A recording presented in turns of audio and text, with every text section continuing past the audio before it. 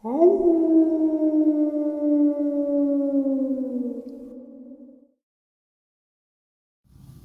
greetings and salutations, everyone. I hope everyone is still doing well. Welcome back to tonight's second half as a follow-up to today's first half, where I did a little comparison and kind of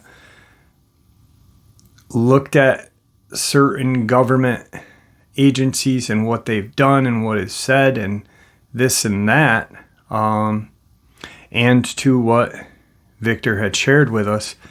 I got to thinking, what would be the perfect kind of top to that? And that would be my favorite interview that I ever did with Victor. Yeah, a lot of them were great, where we talked about hunts and this and that. But the one interview that has stuck with me since the day it was done is the one that we are going to hear momentarily. Last time I spoke with him was 3 weeks ago. His phone died, and he was in the hospital. I have not spoken to him since. I've sent him 3 texts and not heard a word back. I didn't want to call because of the hospital, him being in the hospital, so I don't know what to do, which I'm going to weigh the options tonight, and then I will figure out what I'm going to do, if I'm going to call or not. But anyway, before we get into it, a couple links. As you know, I rely on Patreon, PayPal, and the merch to help the channel to continue to grow and go. Links to Patreon and PayPal are in the description below. The merch is displayed directly under the video. Also, Dogman Frightening Encounters, Volume 1 through 3, the audiobook versions. They were written and researched by Tom Lyons, narrated and produced by me, Jeff Nadolny. Those audiobooks are available on Audible, Amazon, and iTunes, links to which are also in the description as well.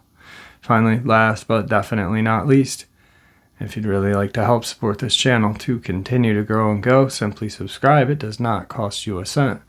Click that like button. It takes half a second. If you don't want to miss out on any of the informative uploads I put out daily, click that bell icon, and folks, please leave a comment. Why? Well, because all these things, they really do help this channel to continue to grow and go. And they definitely do matter. Now, everyone, I have taken far too much of your time. Let's jump into tonight's second half, shall we? Victor, how are you? I'm doing great. How's everybody out there and you? I'm doing well. I've been away for a while and had to do some things. I'm back now and getting better. How's dialysis going? Good?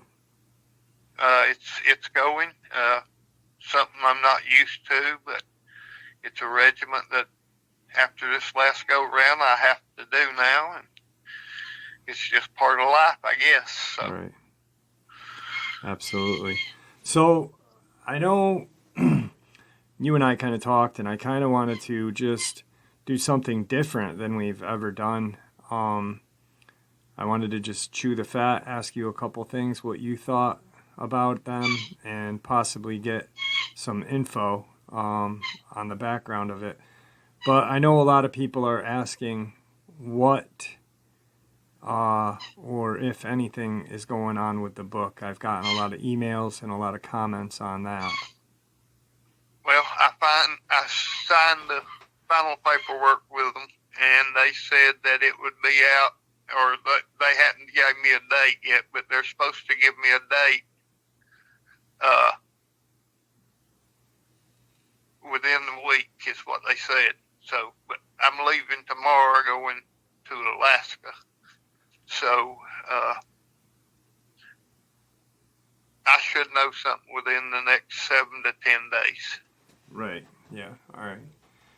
So it's finished and ready for them to print. Do they have it? So they have it? They have it. Awesome. Awesome. So, I mean, like you said in the very beginning, when the expected date was early fall or middle fall, it's just, we're not even in fall yet. We're closing in on it, but so it's going to be as planned, which is cool. Yeah. So 38 chapters. And it's going to be in hardback. And and I'm not sure the price yet. They said that they would set the price, but it's supposed to be a really nice book. Nice.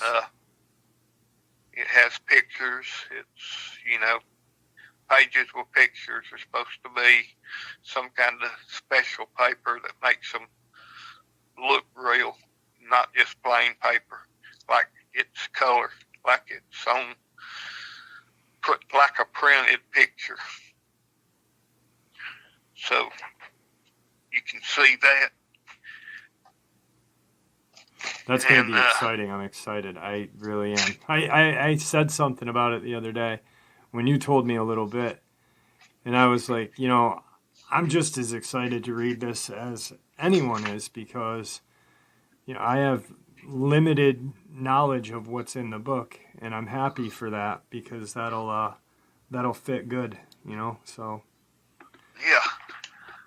Now, you mentioned Alaska. That is not for your work because you are now officially fully retired. They will never call you back in. I've got a letter. They will never call me again. Right. This is something that I wanted to do for a long time and never got the opportunity to do. And me and 3 of my sons are going up to Alaska to do a little research on my own of a place that you know about. Yep. And we talked about actually a few times on this channel with you actually. So yeah. And I'm actually going up there and got permission from the natives that we can come up there and spend 7 days. So that's going to be an experience.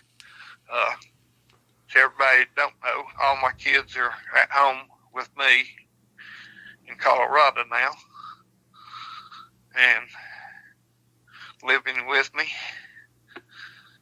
After this last episode I went on, I kind of needed some help, and they're all out here with me. So they're actively searching for work, but 3 of them's going on this trip with me. So I'll be taken care of. Right. And ironically enough, that noise in the background is not a bird. That is one of his kids' dogs playing with a chew toy. So. Yep. Yep. That's not one of my dogs. So one of my dogs had eat it. You're going to, because we've talked about it numerous times, you're going to Portage, and you're going to check Portage, out. Alaska. One of your kids wants to see, or all 3 of those guys want to see a Sasquatch. Want to see a Sasquatch. And supposedly this is what ran everybody out of that town. And I've always heard about it. I always wanted to go there and never got a call in my entire career to ever get the chance to go to that place. And it's just something that I want to do. And since my boys has got to my home and they got into my files and started reading, kind of got to where they wanted to see if it's really true. Right.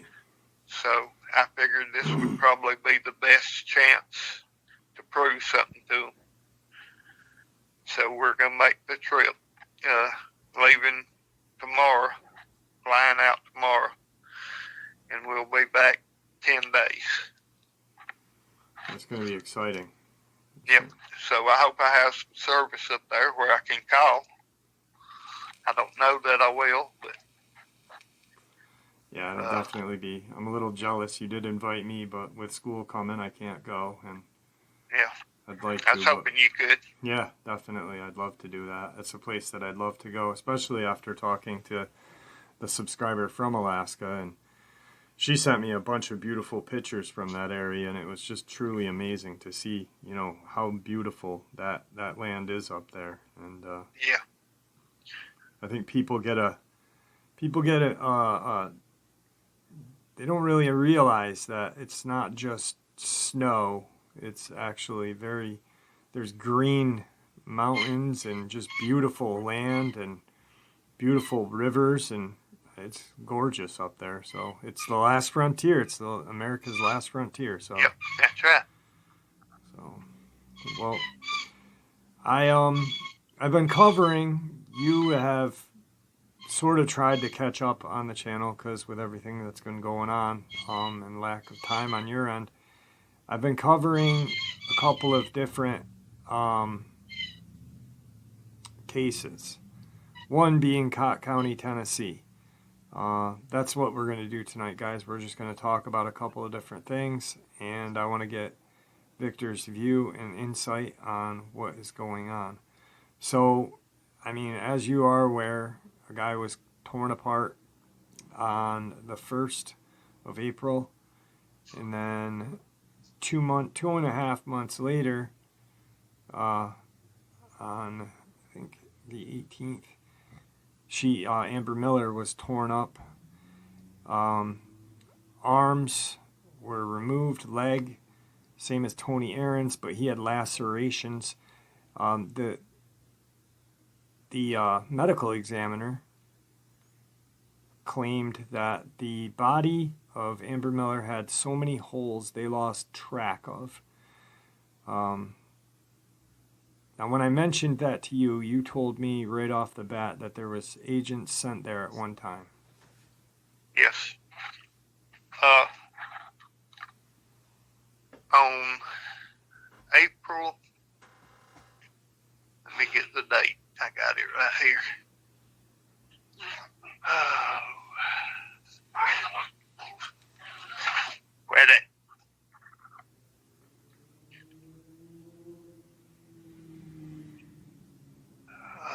When was it?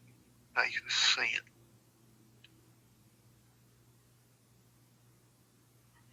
Okay. I got a lot of windows open on my thing.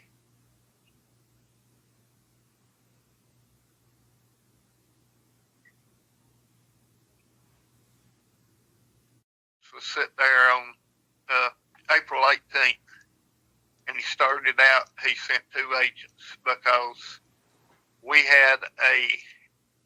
they had a werewolf that was one of ours that was within a quarter of a mile of Jimtown Road at the time of this incident. And there was other cattle that was killed, and then this man came up, murdered. And this werewolf was very elusive. They started out with 2 agents down there, and as time went on, they couldn't never get this werewolf pinned down to an area. And by late July, they had 14 agents trying to trap this one werewolf. And I feel like this werewolf was probably responsible for these deaths on account of the mutilation and the cut wounds that I'm looking at on the bodies that I'm seeing.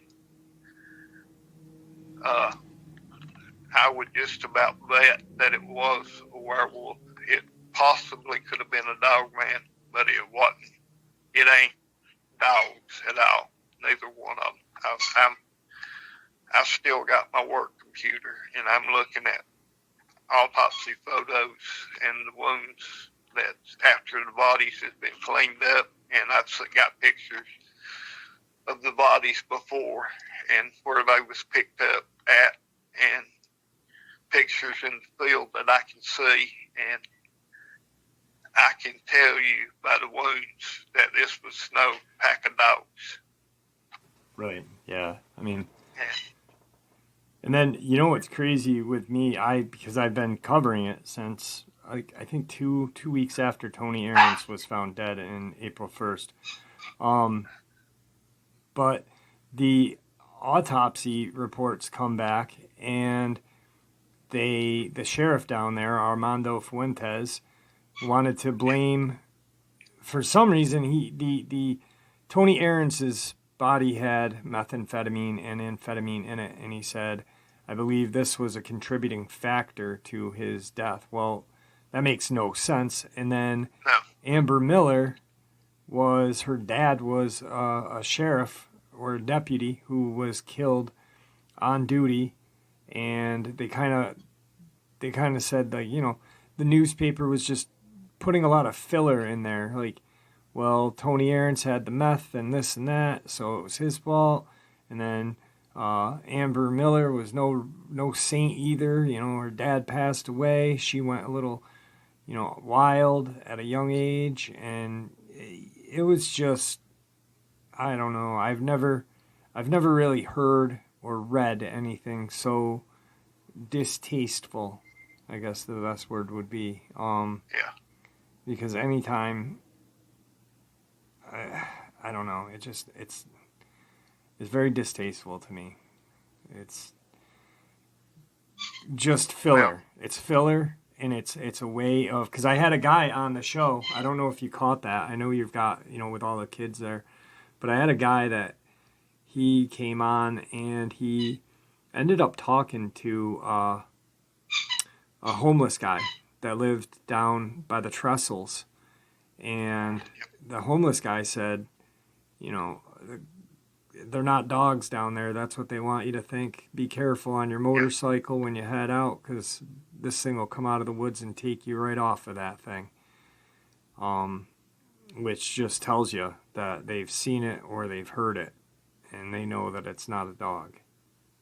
Yeah. So it's a pretty crazy case. Is there any?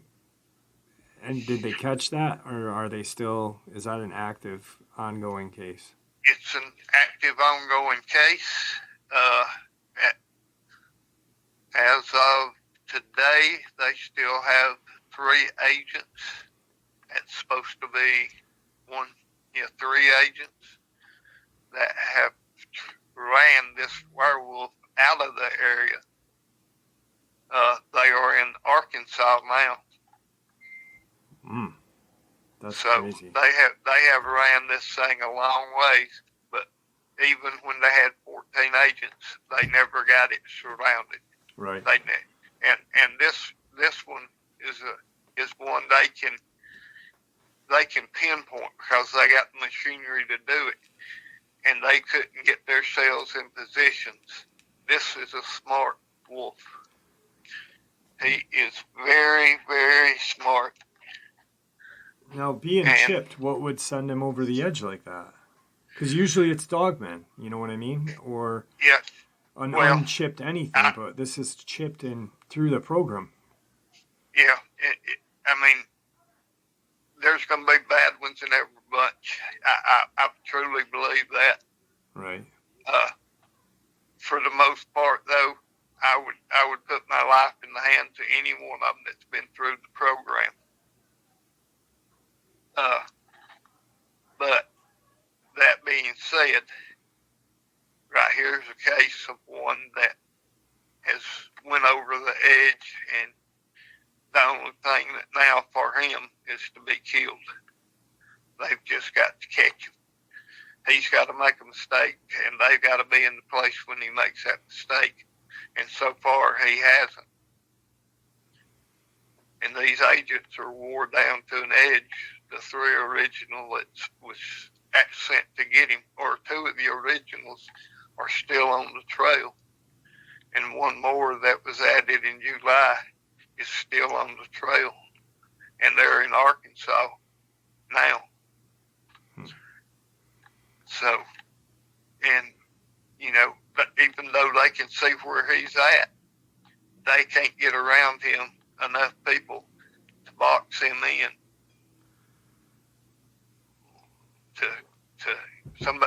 for an agent to get a shot off at him. Right. And kill him. Yeah, But no, he hadn't taken no agents out, and he hadn't done anything since the July 12th attack on animals or humans. Right. Yeah, so, it's. I mean, when I read the Tony Aarons, when I saw the news, and I was like, wow, and It was very small. It was a very small news article. And as they described him, they said lacerations across his body, partially devoured. This guy was literally chatting with someone on the phone at 9:30 and found 3 hours later by a mailbox dead, and just torn to pieces. So, I mean, dogs, any dog, and I've had people on here to validate this that have worked with dogs, it's going to take a lot longer than 3 hours to just rip bone and muscle. And, I mean, it makes no sense. The wild dog, or the supposed wild dogs, not really wild, but, domesticated dogs owned by Charles Owensby were the ones that were licking Amber Miller's wounds. Well, if they were freaking as vicious as the news made them sound, they would have attacked the Good Samaritan, without a doubt. That's right. Yeah. They would have went after them also. Yeah. I mean, none of it makes any sense to me. So, I don't know. Well, that's good. Once an animal gets a taste for human blood, it goes after that more than once. Right. And I hope they get it. I really do, because this... Yeah, I do too. There was another attack, though, that happened in Tennessee,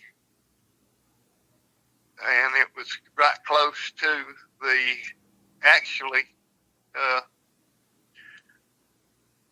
it happened on July 18th at about 2 o'clock in the morning. Memphis, he lived through it, and he told them it wasn't dogs, but they said it was dogs that cut him and done everything to him. But he lived through it and said that they said that 8 dogs had attacked him, and he told them no, that it was just 2 animals that attacked him, and that was right close to just blocks from Elvis Presley's mansion where this took place. So it was right on the Mississippi River. So this was just after the attack on her. Right. And they was pushing this animal towards Arkansas. So this could have been the same animal. Yeah, that's crazy. Yeah. That is crazy. Yeah. So, that guy's name was Moore, I think. Okay. I'll have to check into that. Yeah. So now we're going to stay in that area a little bit. Being that you've been an agent for so long, you have seen a lot.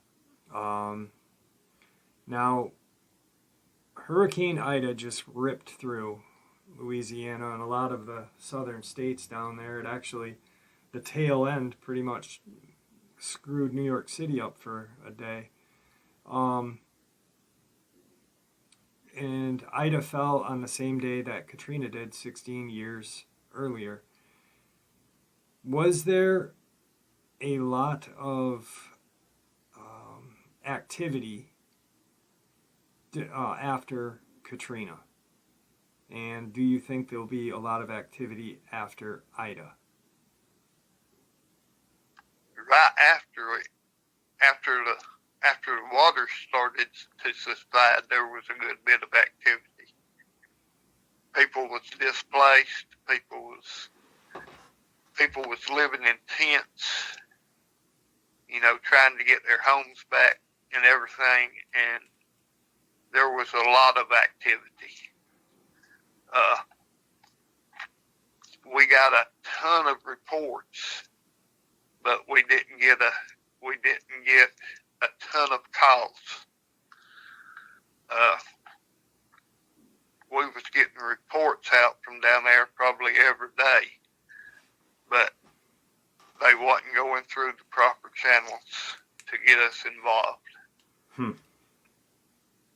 We probably, after Katrina, we probably had 7 cases, but we probably had 35 reports that we seen Right. that we felt was legitimate, and there was probably 50 others that could have been. And I'm just throwing that number out there. I'm not certain on the number. Right, right. But I mean, I people, remember it was high. Yeah, Because it was right after all that happened, and the weather cleared, and people was going back to see their homes when they could get in there, and they didn't have homes to go back to. Yeah. And they was living in tents and whatever they could, and trying to rebuild. And these reports was coming in, but like I said, they wasn't going through the proper channels. We can see the reports when they go to the police, but if they don't follow the proper channels, we couldn't get involved. So yeah, I almost wonder how many, like you said, people were displaced, rebuilding, living in tents outside of their home, just after the fact, trying to rebuild. And I wonder how many unreported cases went on, just the unreported ones, you know what I mean? Like if there were, cases reported, imagine that, and how easy it is for the local government to hide it, because it seems like the local government wants to hide a lot. They don't want that to be known that this is going on in anywhere. Yeah. No place wants it. Tennessee is the same way. I really think that. I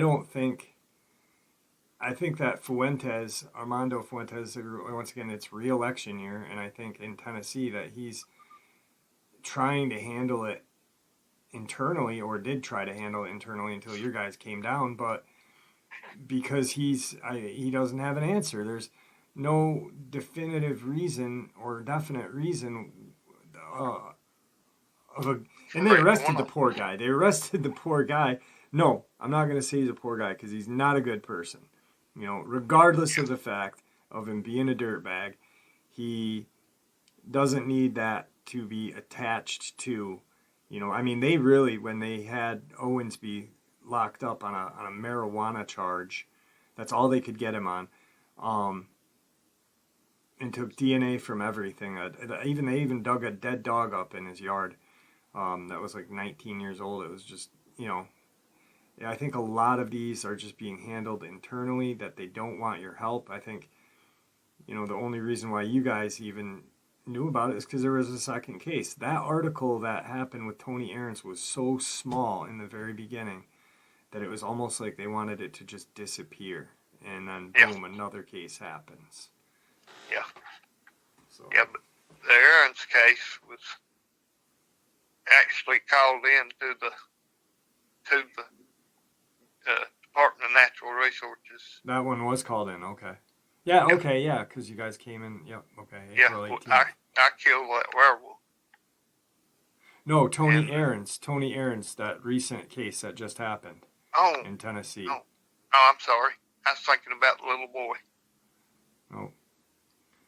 I'm sorry. That was the Kentucky. That's a different case. Yeah. Yeah, that's Kentucky. Yeah, it just doesn't make any sense that why they would want to just keep it a secret. So. Well, they don't want it to be known, and they cover it up. And unless this, according to what I'm reading here on my computer, it says that it was actually called into the Department of Natural Resources by the family. That they asked them to come out and do a search.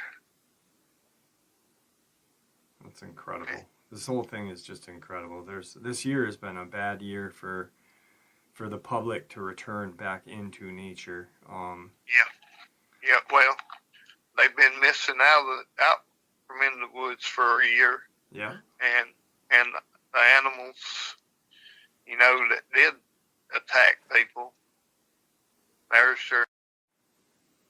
You know, they're out there that does attack people, but they're so far and so few between. Yeah. Yeah. I mean, you're safe out there for the most part. Yeah. Yeah. I mean, for the amount of cases that have happened, it just seems like that there's a lot, because there's more than normal that we're hearing about. But there's the case that baffles me, and I've covered it just the same with the Cott County, Tennessee, is the Yosemite family. The father, mother, daughter, and dog, all found mysteriously dead on a trail that is used to look for wildflowers. There's like a beautiful wildflower preserve or something out there. And initially they treated the case as a hazmat case, saying that there was carbon monoxide coming from caves or blue algae in the water of the river and stuff like that, or the lake or whatever. But they weren't even near the water, and the officials or the investigators down there didn't find any carbon monoxide from any caves. Now, the thing that gets me is how they're not even saying if there was any physical damage to the bodies. They had mentioned a possible rattlesnake bite, but that's not going to kill all four things, and a rattlesnake isn't going to bite all four people, or three people and a dog in one sitting, That's the only thing that's mentioned for physicality in this case, and it's a very strange case because it's almost like they went out hiking and poof, they died. Now the FBI, I guess, is looking into their phones, the guy's phones, the father, but there's no cell service out there. There's nothing out there. I don't know. What do you think about that? What's your take on that? Personally, well, that's kind of bizarre. Yeah. I'm looking to see if we've got anything on that at all.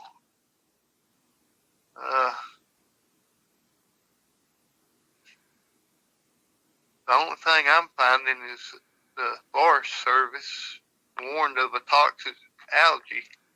Yep. It had been found in the Merced River and urged people not to swim, wade, or allow their pets to drink the water.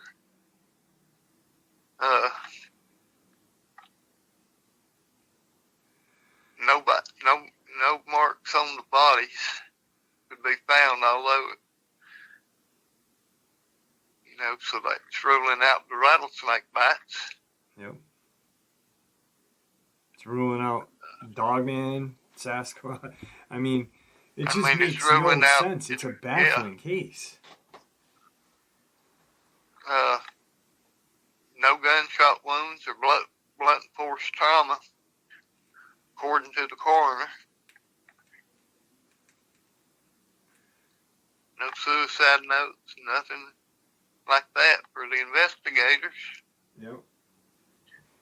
Yeah, it's and like the newest update was yesterday, and it's the same. It's literally the same article from 3 weeks ago or 2.5 weeks, word for word. Hazmat, hazardous area. Okay, yes, it's definitely a friggin' hazardous area, but you have not told us what killed this poor family. I mean, I got a toxicology report right here. Yeah, and I don't think they said carbon monoxide. There was no carbon monoxide found in the toxicology report. All the toxicology reports is good on all of them. Nothing whatsoever. Because they even did the dog, thinking, which makes it's very strange because Yeah. if the dog did drink the water from the blue algae in the Merced River there, Yeah. yeah, he'd get sick, but he wouldn't infect the whole family. No, it wouldn't.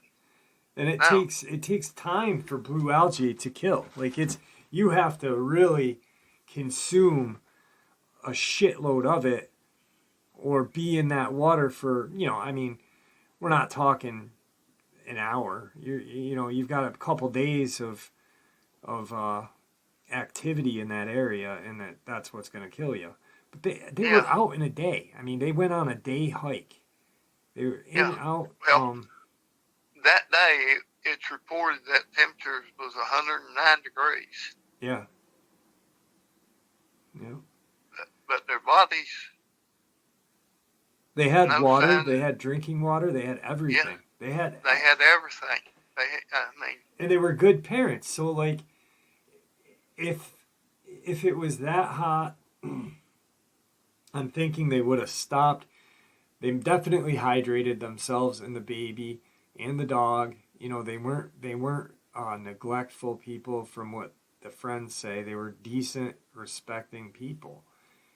It Yeah. is completely. This one is Boy, this is straight from baffling. Twilight Zone. Mm. I don't know what to think about this one. I mean, there's no signs of any kind of trauma to the body. Yeah. I'm thinking about one thing is, and I read an article. I shared the article with you before I narrated it about that theory from the Great White Brotherhood or whatever about these portals, but they're not really portals. They're almost like a frequency vibration, and they're able to shut down and contaminate, or not contaminate, but take over the people and die without any sort of wounds.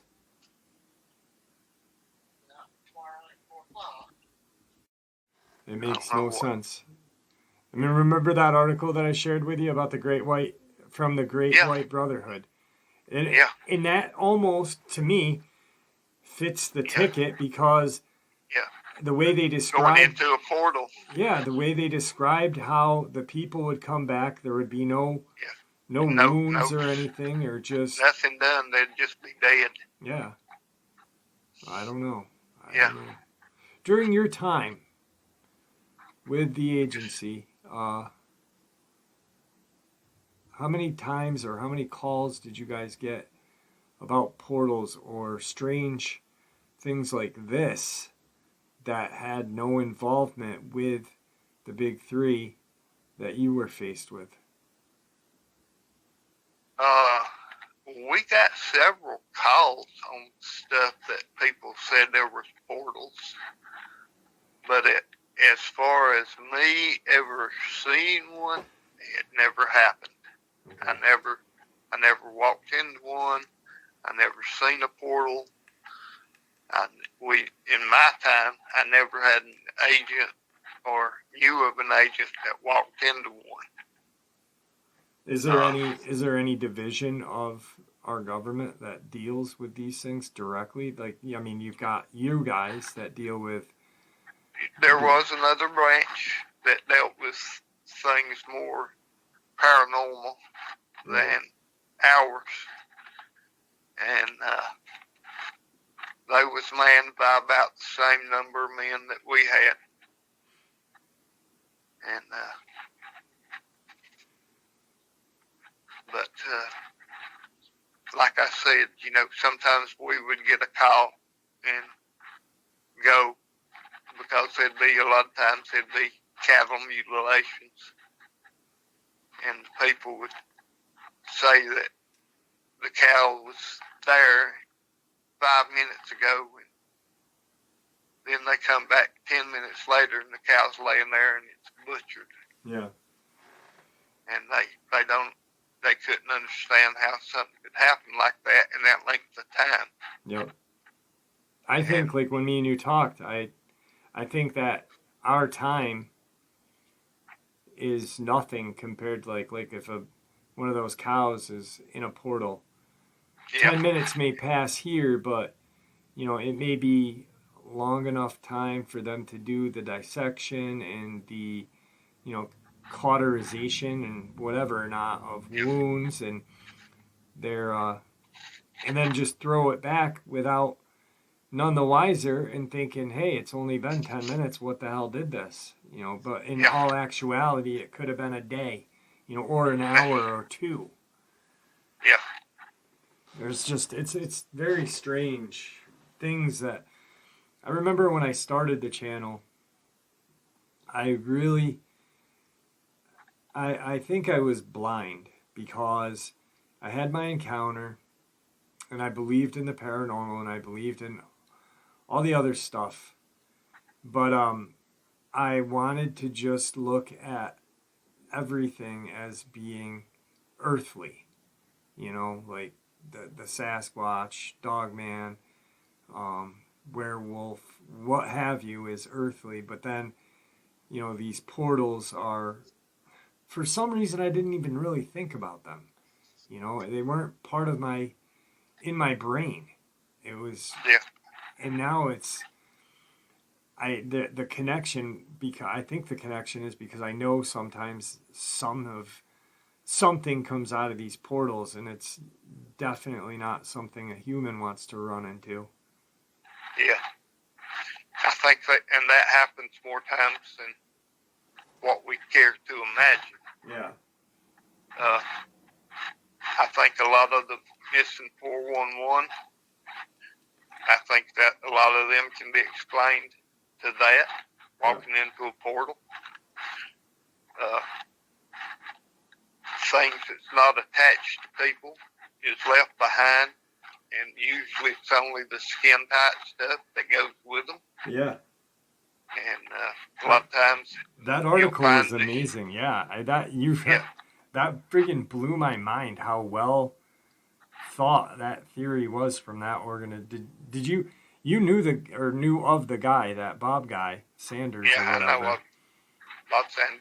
And I read a lot about that, their theories and stuff, and I mean, there's stuff that is kind of but then a lot of it is just like, wow, this makes a lot of sense. This makes more sense than, what you really think. Yeah, I mean, you've got to believe that this stuff exists because it does. Yeah. And believe it till I see it. Well, seeing it and living through it's one thing.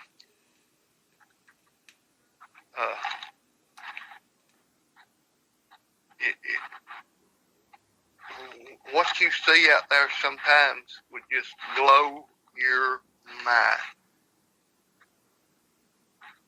I mean, some things that walk out of the ocean. Yep. Some things that just walk in our woods.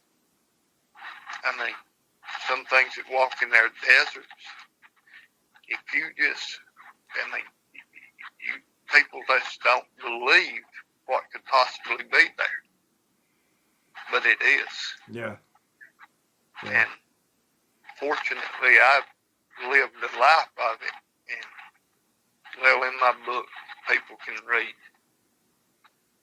It's definitely going to be a good read. I'm excited about it. I get emails. I probably get an email every other day about, hey, when's the book? Have you heard from Victor? Tell Victor I'm praying for him. The comment section, like when I made mention of you the other day, it was crazy the amount of people that said, hey, we want to hear from him. We haven't heard from him in a while. This and that. The amount of support. And I think it's because you got something different to offer rather than, the basic regular encounter. You've lived the life and seen things that most people dream about or have nightmares about. Yeah. I still have them. Yeah. Don't feel bad. Right. So what do you think,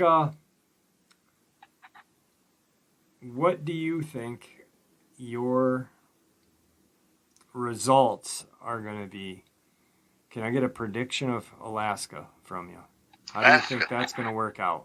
Well, or how would you like it to work out? Let's put it that way.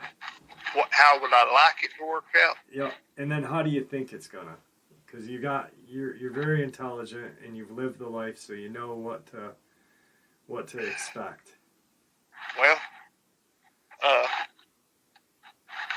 hope to be able to show 3 of them a Sasquatch, because with all reports that come out of that area, that's what ran all the people out of this town. And according to the postmaster who stayed there the longest, he's seen numerous times, and he stayed in the one building for a year by himself, and he was terrified every night with them trying to get in everything. And he's passed now, but some of his stories that he left with the natives up there are just unreal. But getting the natives to tell you them is something else. And I was able to break through and be able to hear some of what he was telling, and it was terrifying. But like I said, I'm taking 3 of my boys. They're going with me, and they want to see one. They've read some of my files and my dad's files, and they want to experience what I've seen and be able to come back. And I figure this would probably be our best bet. If I can get in up there, and we're going to stay. We ain't going in there hunting them. We're going to stay there. We're in the town, and where the old town used to be, and we're going to not make this a place where the old barn is, and that's where we're going to stay. And I'm going to set us up a perimeter where hopefully we'll know if something comes into it. And I'll be the only one there. That's one bad thing. I'm going to be the only one they're going to be allowed to be on. Of course, I can outshoot all my boys, but I've got older now. And I ain't as good as I once was, and I know that. But they trust me enough to go with me. I hope to show them one. I hope in the 7 days that we're there that I'm able to let them see a full body Sasquatch. Is what my goal would be. Not a half body, not an arm, a leg, a head. I want them to see the full thing.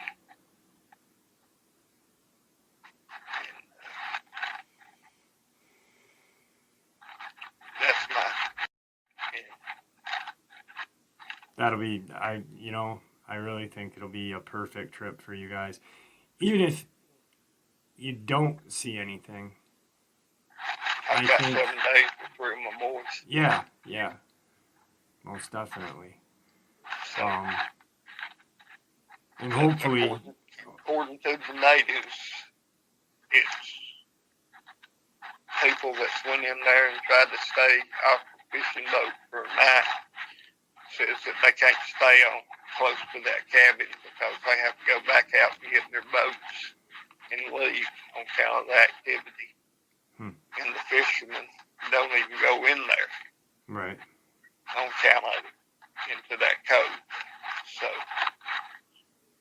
Yeah, that's crazy. Yeah. So, well, You're coming I'm up. hoping I get back. I think you're definitely gonna. I think you're definitely gonna. Are you there? Yeah, I'm here. Okay. All right. If you do come across anything, or at least if there is service, shoot me a text so I know that you're okay and that you may have a story to come back with, because I know that's something that you said to me the other day when we talked, that you said, who knows, I may have a story to share when I come back. That's right.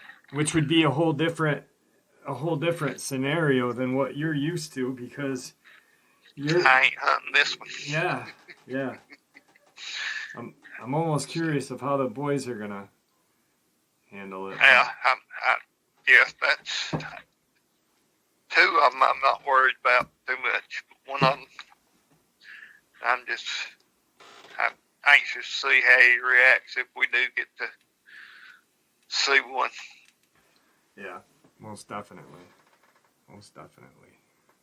So, well, is there anything else that you'd like to talk about, or is there kind of?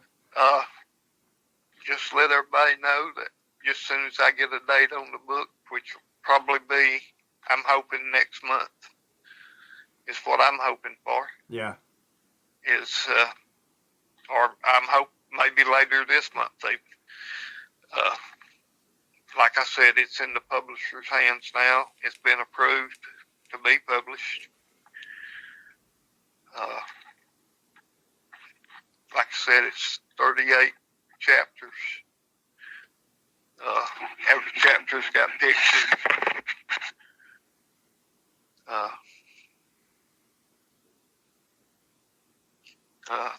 38 different stories. Some of them, a couple of them, three of them, I think you've heard. Yep. 3 or 4 of them maybe you've heard. And but I don't think you've seen the pictures on none. I've only seen I know you haven't seen none of the pictures. I've only seen a couple pics that you've showed me. Yeah. But You seen the werewolf baby. yep. Which was absolutely disgusting.